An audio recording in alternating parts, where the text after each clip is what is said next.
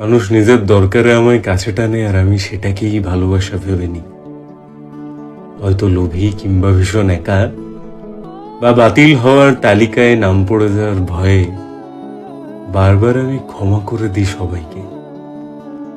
অনেকবার আঘাত করার পরে সবাই সব দোষ আমার মাথাতেই চাপিয়ে দেয়। ধরে রাখার চেষ্টা আমি করি, করতে গিয়ে খানিকটা নির্লজ্জও হয়ে যায়, কিন্তু খুব একটা লাভ হয় না তাতে। কারণ কেউ আমায় ধরে রাখার জন্য খুব একটা আমার কাছে আসে না। হ্যাঁ, খানিকটা দোষ আমারও। নিজের করা ভুল থেকে খুব একটা শিক্ষা নিই না আমি। কারণ সবকিছু যদি আমি শিখে যাই, মানুষ আমাকে আর ইউজ করবে কিভাবে, তাই না? তাই আমি এভাবেই কাটিয়ে দিই।